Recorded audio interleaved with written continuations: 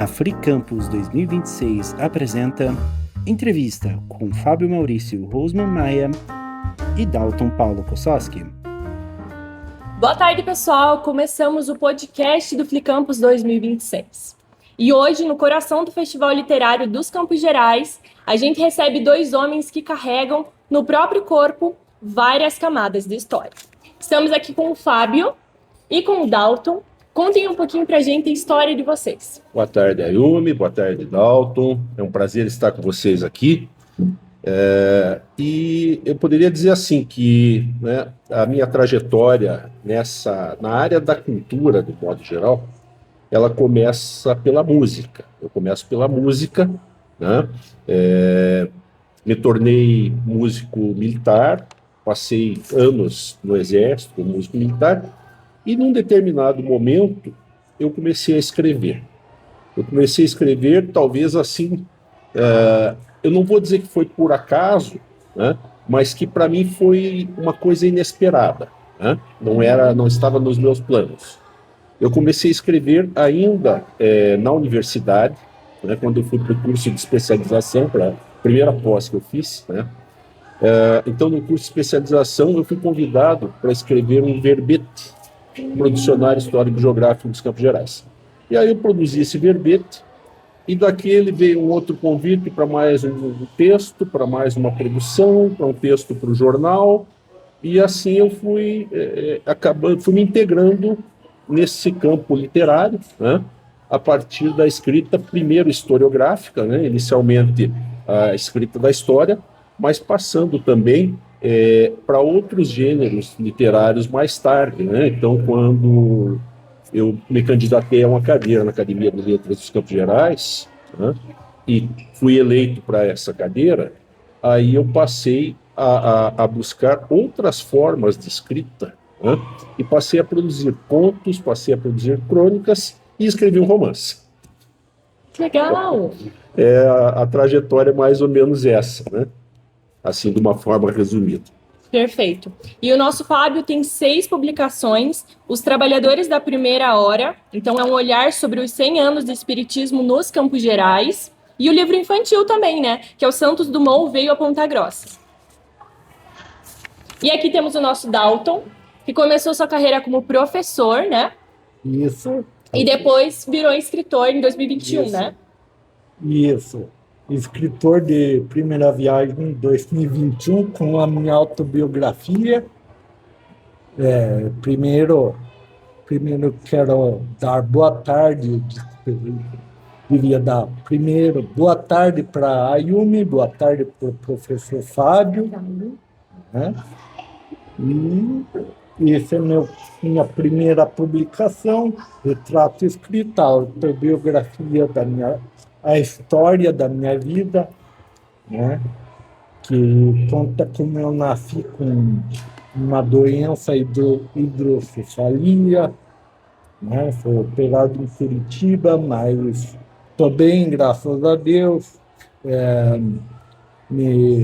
Trabalho muito bem, trabalhei como professor, como você falou, estou na biblioteca agora, e é isso. Eu sou, além de trabalhar no meu setor aqui, sou contador de histórias, animo o público aqui, quando aparece, eu amo trabalhar na biblioteca. Que legal. Então, eu queria perguntar para vocês dois, se hoje, com tanta informação rápida, vocês ainda acham que as pessoas têm paciência para ler, ou a gente desaprendeu?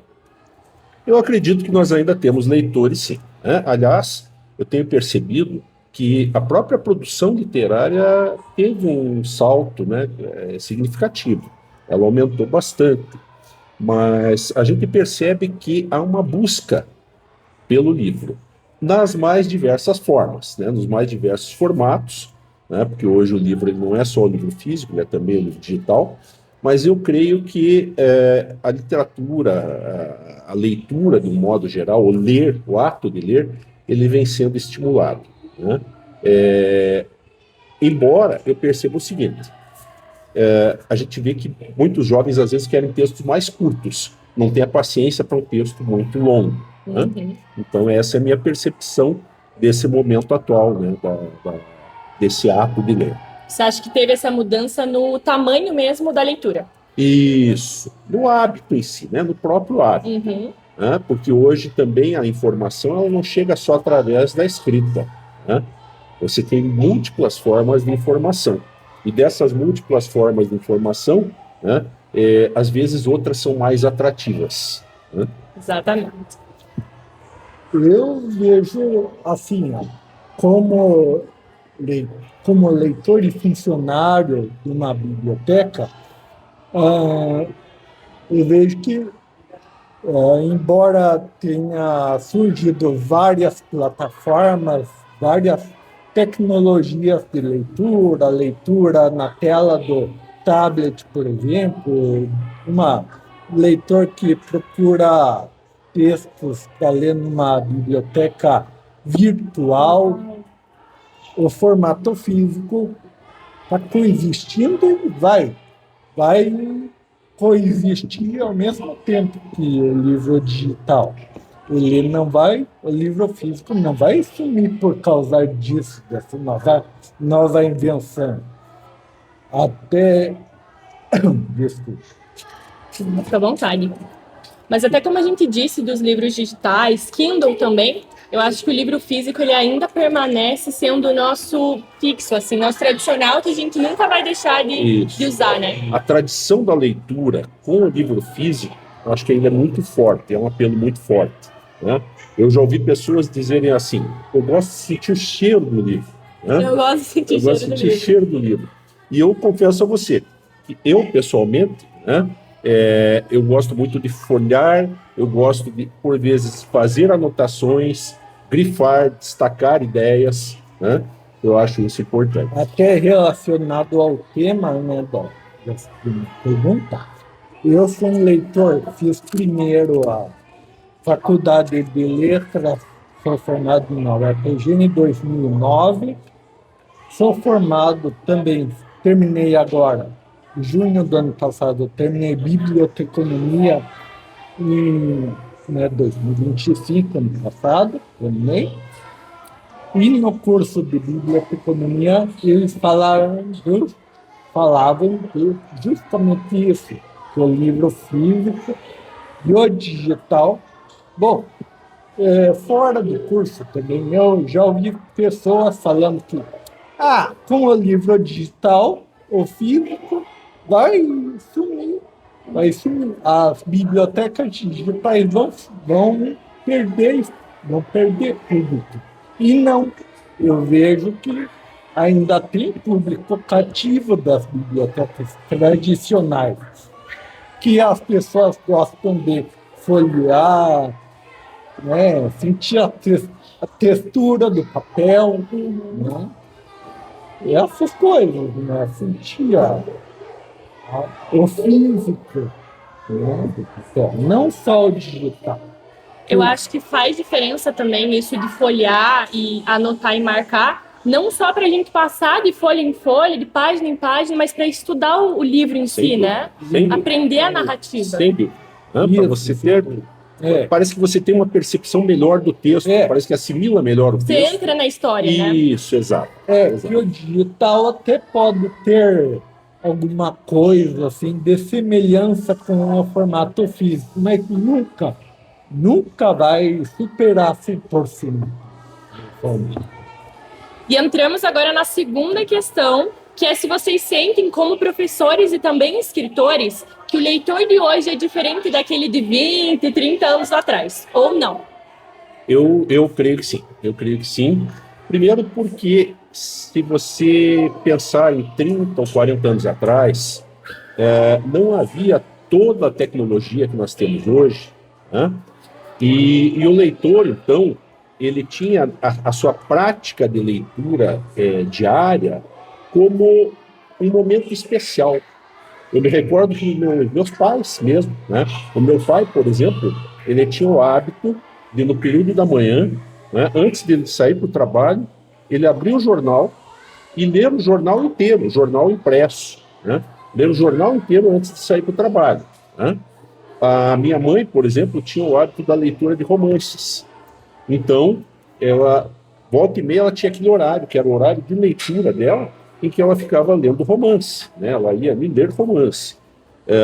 Então, eu creio que o leitor de 40 anos atrás, de 30 anos atrás, quando nós não tínhamos ainda as tecnologias que temos hoje, né, ele tinha menos opções e a leitura era um momento assim especial, né, do seu dia. Então, é aquele momento que ele ia se dedicar à leitura através do livro físico, né?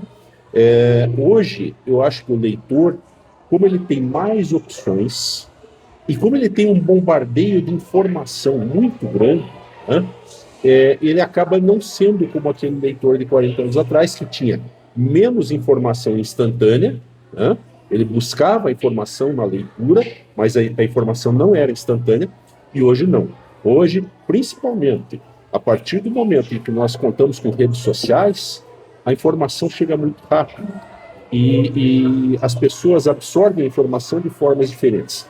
Então, por vezes, eu percebo assim que as pessoas, como estão tendo muita informação, ela lê, mas ela lê menos tempo, né? Ela dedica menos tempo porque ela tem muitas opções durante o dia e usa muito o celular, o iPhone, né? Essas ferramentas tecnológicas, né?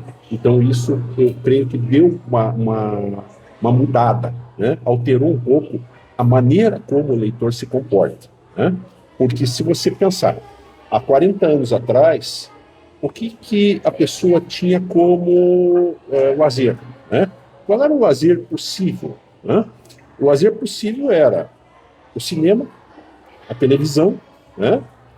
A TV com muitas restrições, porque eram mais os canais de TV aberta, não tinha, né, esses outros canais por assinatura, não tinha redes sociais. Então, as pessoas, eu acredito que até se comunicavam mais, olho no olho, né? E, consequentemente, a leitura que ele fazia era um momento, assim, um momento especial do seu dia, era aquele momento em que ele ia relaxar, né? Ia buscar uma informação, mas, ao mesmo tempo, ia relaxar. Perfeito. E você, Adalton, acha que mudou muito? Ainda continua parecido com 20, 30 anos atrás? Eu acho que mudou também. Como o professor Fábio pontuou na fala dele, antigamente as pessoas tinham mais tempo de leitura, menos informação, né, que agora está um boom. Antigamente não tinha isso. Era muito restrito, pouca informação. E o lazer, até meu pai, o lazer dele era o quê? Cinema, como, né, cinema, como ele acaba de falar, né? Tinha vários, não só o Cine Ópera em Ponta Grossa, tinha que o ópera, tinha outros, Inajá, etc. Meu pai ia nesses locais para se divertir, assistir um filme. Não existia tanto. Esse era o lazer de antigamente das pessoas, né? Hoje está mais. Hoje a informação está em qualquer lugar que você procurar. Eu acredito, falando um pouco da minha geração também, que a gente perdeu o foco na leitura. Então, com a era da tecnologia, a gente vê um vídeo de 30 segundos, 15 segundos. Então, é muito rápido a informação, como vocês falaram. É a informação rápida, né? A informação você consome muito rápido. Hoje é a era da informação rápida. Pode ser definida assim, era da informação rápida. Agora, eu quero fazer uma observação. Leitura é um hábito. A leitura é um hábito. É um hábito que pode ser cultivado por mais que você tenha informação rápida. Né? Então, se você cultivar o hábito de ler, se você destinar 30 minutos, 1 hora do teu dia para a leitura, né, você consegue trazer esse hábito e ele se torna até um vício, né? Ele vira um vício e você lê diariamente. Eu tenho o hábito de leitura diária, né?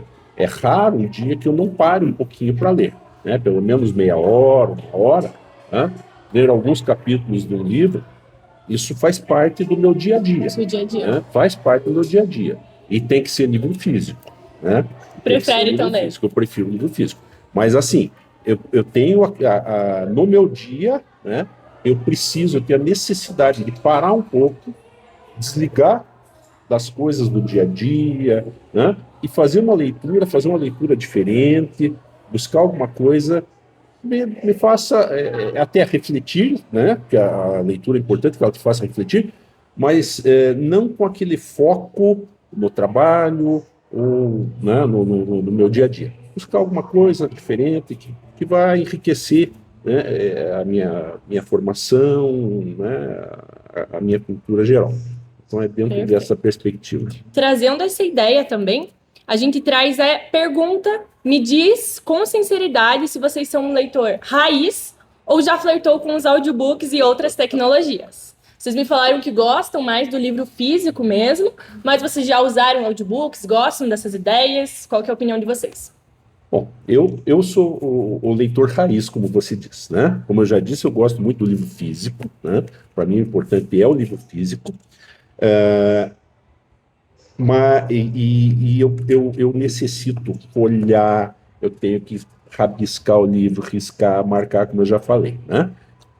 O audiolivro até é interessante porque este que eu estou aqui com ele é audiolivro, né? Então você pega no QR Code aqui Não tem problema. e Tem aqui. ele tem toda a história narrada no QR Code, né? Então você acessa o QR Code e vai ouvir toda a narrativa do livro, né? Então esse é um audiobook, né? Eu tenho o romance, né, que foi publicado, que é A Filha do Barão e os Orixás. Esse romance ele tem o e-book, né? Então ele tem para venda, né? Para venda ele tem tanto o livro físico quanto o e-book, né? Eu tenho nos dois formatos, né? O romance. E eu tenho um dos meus livros infantis, que é o Conversa entre Instrumentos Musicais. O Conversa, ele tem também, além... Aqui. Ai. Imprevistos. Pois é, minha culpa, né? Então, além do... Derrubei? Não tem problema, sem problema, criei acontece. esse rio. Além esse livro infantil, o Conversa entre Instrumentos Musicais, além da parte de livro físico, que ele tem do texto, das imagens, ele também, através de QR Code, você acessa a narrativa toda da história, né? E tem uma parte que a gente pega, destinado para criança, os sons dos instrumentos. Então, também nos QR Codes, a criança consegue ouvir o som do violino, do violoncelo, de todos os instrumentos de uma orquestra, né? Ter esse contato com os instrumentos, né? Que legal. Então, o que eu quero dizer com isso, né? Quer dizer, embora eu, né, prefiro o livro físico, a gente também, como escritor, disponibiliza outras alternativas como uma forma de acessibilidade, né? O audiobook, eu acho que ele promove a acessibilidade. E, além da acessibilidade, né, o e-book como uma forma para aquelas pessoas que gostam, né? Para quem gosta do Kindle, para quem gosta da leitura na tela, né? Então, eu acho que a gente tem essa opção disponibiliza também, né? Então, eu acho que é uma questão de adaptação, né?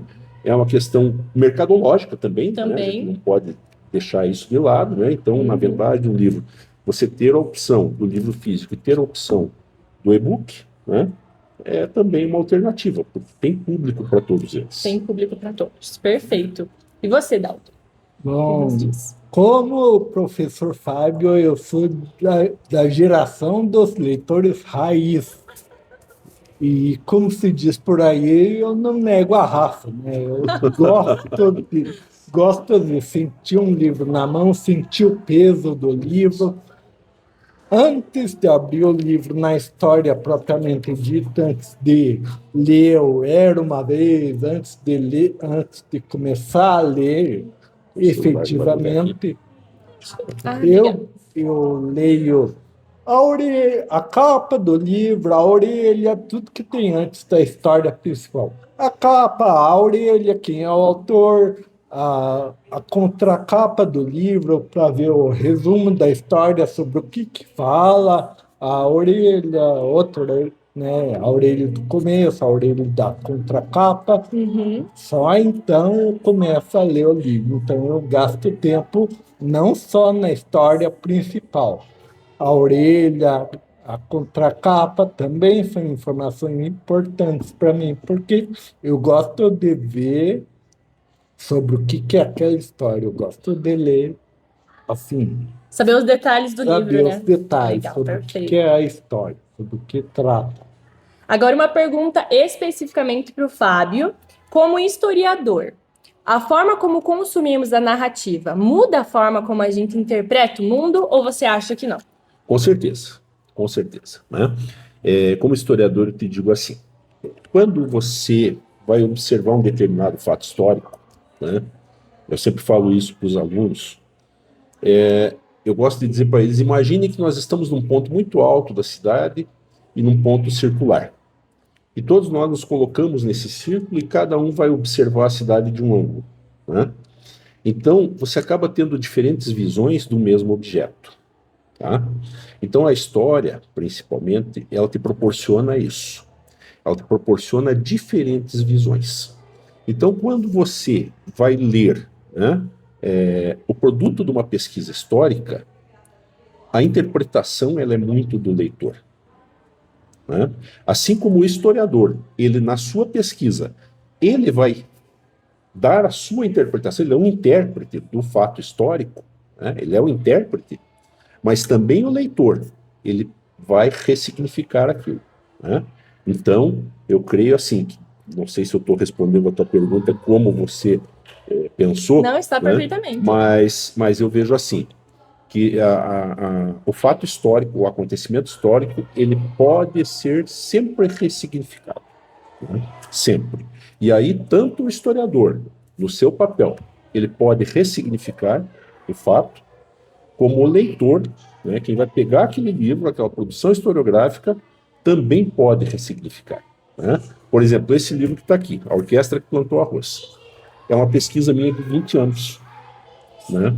É uma pesquisa de 20 anos sobre a Orquestra Sinfônica de Ponta Grossa. É natural que eu busquei na documentação existente, nas fontes existentes, as informações e produzi o texto. Fiz a produção do texto. Eu te digo assim, a cada momento que eu for fazer uma releitura, talvez surjam novas questões para mim. E o leitor a mesma coisa. O leitor também, ele vai ter novas questões que vão surgindo a partir da leitura. Então, por vezes, quando você produz um texto, principalmente o texto histórico, se você for rever o teu trabalho, você vai fazer uma reflexão em cima na vida da gente mesmo. Há momentos diferentes de compreensão de um texto, né? Cada texto que você for ler, conforme a tua experiência de vida, você vai enxergar de uma forma, né? Então, na tua pergunta lá sobre como é que era a pergunta quando o historiador... A forma como consumimos a narrativa muda a forma como a Isso. gente interpreta o mundo? Isso. Então, esse consumo da narrativa, né, que você diz, ele vai fazer com que você abra os teus horizontes e passe a ter novas leituras do mundo. Então, isso eu creio que aconteça com todas as pessoas. O historiador, principalmente, né? O historiador, em cada momento da pesquisa, vão surgir novas perguntas, né? É natural que isso aconteça, né? Então, surgem novas perguntas, surgem novos questionamentos e abrem-se novas perspectivas, né? Então, sempre há uma ressignificação. Perfeito. E é até importante uma história ter tantos questionamentos para a gente saber como trazer uma nova visão para uma história que já existia. Porque aí eu volto naquela questão que eu falei inicialmente, né? Se você observar o mesmo objeto, né, de diferentes ângulos, as análises que você vai fazer vão ser também diferentes. Totalmente diferentes de cada um, né? Então é muito importante a gente ter essa reflexão no momento em que você, principalmente em história, quando você vai consultar um documento. Perfeito. Quer completar com alguma coisa, Dalton? Eu concordo plenamente com o professor Fábio. Cada pessoa é uma pessoa. Cada pessoa vai ler um livro de forma diferente, vai perceber de forma diferente algum detalhe, vai concordar ou não com alguma coisa que está ali dentro, está ali no texto, né? E a fala do professor Fábio é que o conhecimento de mundo que a pessoa carrega, né, a bagagem cultural, conhecimento mesmo geral, auxilia na compreensão de um determinado texto. A fala do professor me fez lembrar da fala, também está registrada no livro do professor Paulo Freire, que é o grande nome da educação que nós temos. Eu, enquanto professor, soube desse nome, dessa grande personalidade, professor Paulo Freire, que ele falava: a leitura do mundo precede a leitura da palavra. Era isso que ele pregava, que o conhecimento mundial, né, de algum fato vem antes da leitura de um texto, de qualquer texto. Perfeito, continuamos essa nossa conversa. Quer fazer mais algum ponto? Eu queria aproveitar o gancho aqui, né, dentro do Dalton que estava comentando, eu estava me lembrando quando eu escrevi o romance, porque eu tive diferentes experiências, né, como escritor mesmo. Eu comecei como historiador, produzindo textos historiográficos, não deixei de fazer isso, continuo pesquisando, continuo escrevendo, né? Esse aqui foi publicado há 2 anos, né, 2 anos atrás, 2024. Então, eu continuo produzindo historiografia. Mas eu abri para outras perspectivas, para escrever conto, para escrever crônica, e acabei no romance também, na época da pandemia. E o romance, para mim, ele foi uma experiência muito interessante, porque foi uma escrita diferente. Mas o Dalton, ele falava há pouco, né, e essa questão da pessoa, de repente, uma pessoa interpretar o texto com um olhar diferente, né? Porque eu estava falando em relação à história e o Dalton entrou mais no campo da literatura mesmo, né, com esse entendimento que as pessoas têm. E aí eu me lembrei de quando esse romance, eu fui fazer uma fala para os acadêmicos de letras da UEPG, e fiz uma fala sobre o romance lá para eles, lá na universidade. E uma das acadêmicas pediu para fazer uma entrevista comigo específica sobre o romance, né? Ela queria fazer uma entrevista para um trabalho dela sobre o romance. Então eu fui dar entrevista para ela. E na entrevista, ela fez comentários sobre o romance que eu não tinha assim, a intenção, não era a minha intenção necessariamente provocar determinadas reflexões no leitor, que ela teve, as reflexões que ela teve. Então eu percebi que o leitor, ele descobre na leitura significados que por vezes o autor não pensou. Então, por muitas vezes, principalmente quando você está escrevendo ficção, quando você vai para o romance, quando você vai para o conto, você está escrevendo, mas você não sabe como é que o teu leitor vai captar isso. O que na cabeça desse leitor vai ser decodificado? O que vai ficar para ele? Qual é a leitura que ele vai fazer, né, do teu texto? Que leitura é essa? Né? Então, a leitura não são só aqueles caracteres que estão ali, mas é o que a pessoa entendeu, o que a pessoa absorveu. Para mim, a grande riqueza na área da literatura é essa. É você ter a capacidade de ressignificar, né? E, por vezes, a gente não consegue pensar que vai provocar determinada reação no leitor. Isso eu achei muito rico, em termos de experiência, né? Quando essa acadêmica, assim, durante a entrevista, me falou: pois no teu livro, entendi isso. E aí eu parei e fiquei pensando, né, digo, mas engraçado, porque não, a minha intenção não era essa, né? Mas realmente o que ela falou fez todo sentido, né? Fez todo sentido.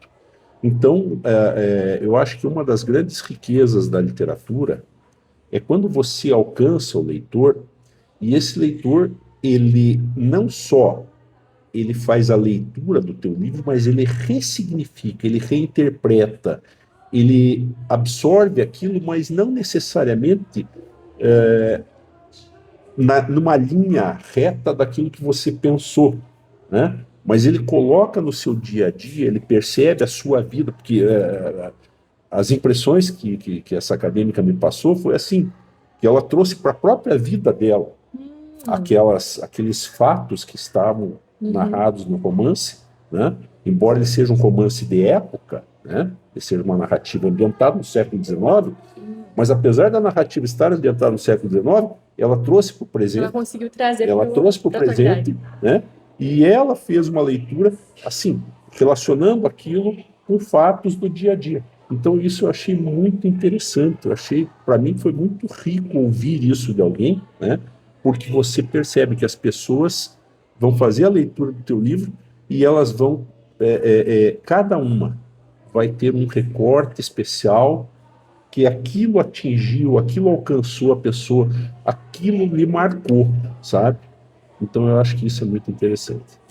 Perfeita a tua colocação. Eu acredito que o leitor, com o hábito da leitura, ele também desenvolve uma certa criatividade, né? Sem dúvida. Então ele traz a criatividade para a leitura e ele pensa como poderia ser, tipo, no futuro ou no passado, além da leitura que o autor trouxe. Muito legal. Quer trazer mais alguma colocação, Dalton? Não, tá perfeita. Perfeito. Do professor, nada mais a acrescentar.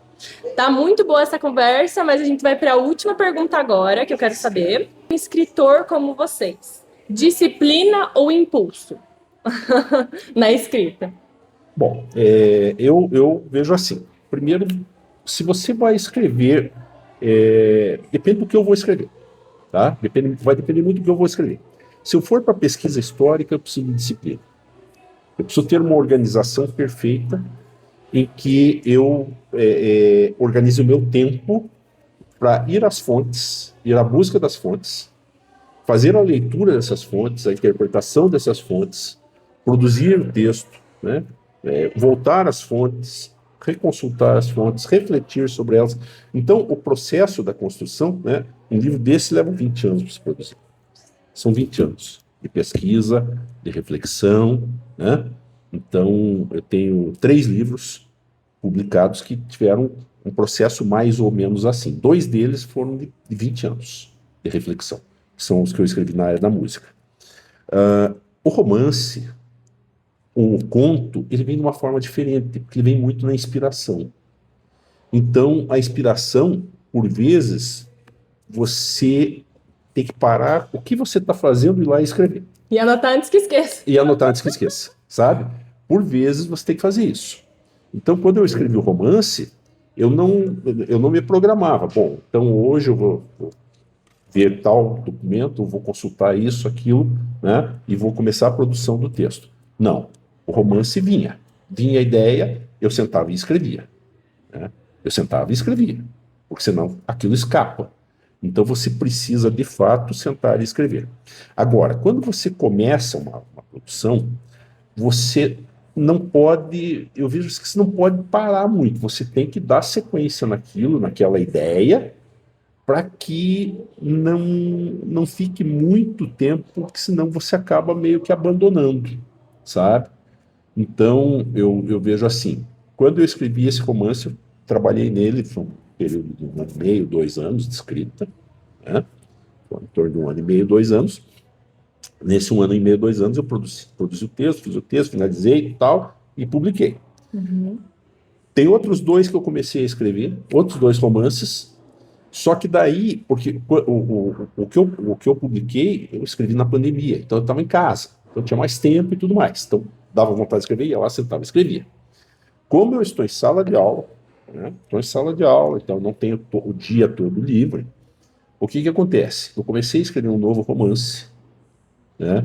Fui até uma altura, daí eu fui para um outro setor, fui trabalhar fora da sala de aula, no setor administrativo, no Núcleo Regional de Educação. Quando eu fui trabalhar lá, que daí eu tinha o dia inteiro fechado lá, eu parei. Eu não consegui mais escrever. Eu não consegui. E a inspiração não vinha mesmo. Então foi um ano que eu passei em que eu não consegui produzir. Eu só voltei a produzir depois. E daí, nesse meio tempo, quando eu fui voltar a produzir, me veio uma inspiração de um outro texto. E eu comecei esse outro texto. Então eu estou escrevendo dois, só que eu estou escrevendo dois assim. Quando vem inspiração para um deles, eu vou lá e escrevo, porque são de épocas diferentes, né?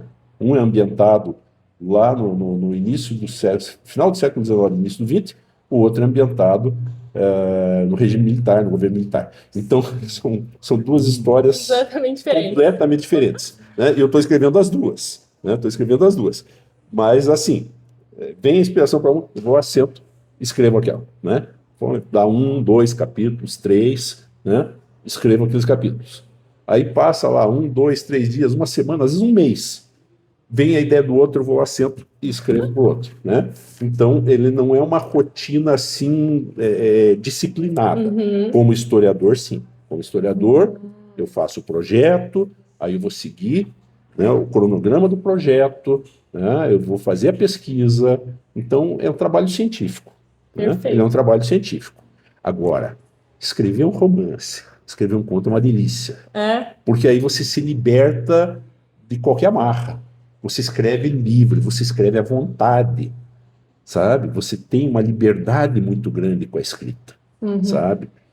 Embora nos romances, como os meus romances são de fundo histórico, eu também cuido um pouco com algumas questões para não falsear a história. Então, claro, isso aí eu procuro atentar.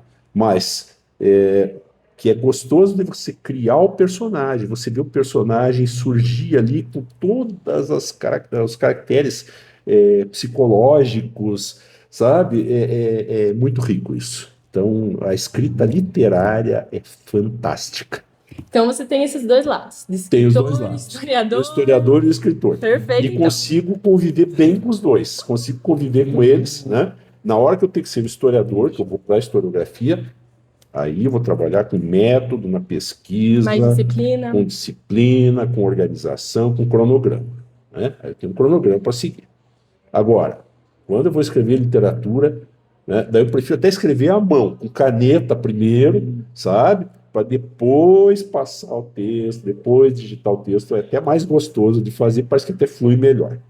Perfeito, muito obrigada pela colocação. Dalton, o que você acha?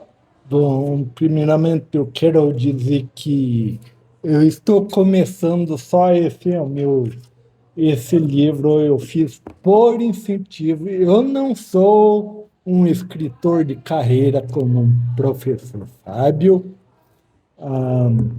Esse é o meu primeiro. A autobiografia, né? Autobiografia é meu primeiro. Esse aqui. As Crônicas. As Crônicas é um projeto que eu escrevi em conjunto com outros escritores, mas o exercício da escrita exige paciência, né?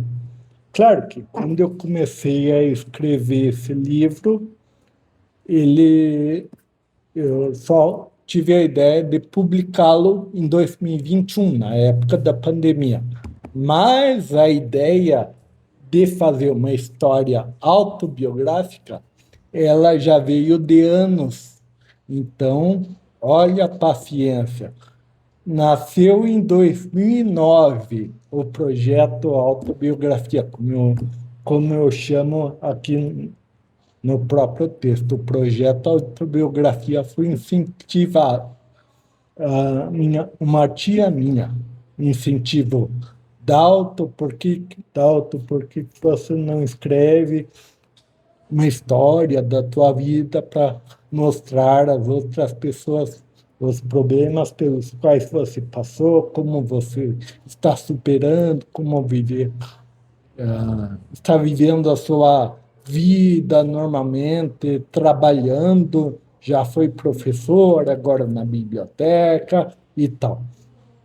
Então, eu acho que o exercício exige disciplina, sim, exige paciência, porque, olha, de 2009, quando surgiu o projeto, a ideia dessa autobiografia, até 2021, quando eu finalmente peguei para publicá-lo, realmente, olha quantos anos se passaram. Olha quanta coisa, né? Quantas ideias foram, né? Foram sendo acrescentadas, porque essa é a minha vida, a história da minha vida pessoal, que está aqui nessas páginas. E surgiu, o texto surgiu finalmente em 2021, na pandemia, quando eu tinha tempo, né, só em casa, todo o trabalho parou, né?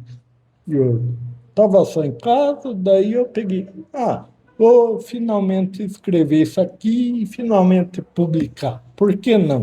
Por que não? E agora está na biblioteca pública. E agora na biblioteca pública trabalhando. Que incrível. Queria agradecer, Fábio. Muito obrigada pela nossa conversa. Eu é que agradeço, Ayumi. Obrigada, Dalton. Foi um prazer falar com você, né? Aqui com o Dalton, né? Foi, eu acho que muito bacana, né? Essa oportunidade. Então, agradeço muito a oportunidade, agradeço a Secretaria de Cultura, né?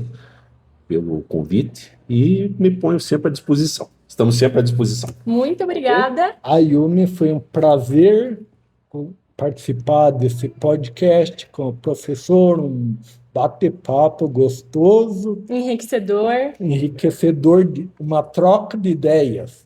Além de um bate-papo, foi uma troca de ideias, Isso. né? Que a gente sempre tem para compartilhar com o outro. A gente sempre aprende por meio de uma conversa. Exatamente. Então, finalizamos o nosso podcast, finalizamos aqui o Flicampus 2026, ainda tem mais programação. Muito obrigada e viva a cultura em Ponta Grossa!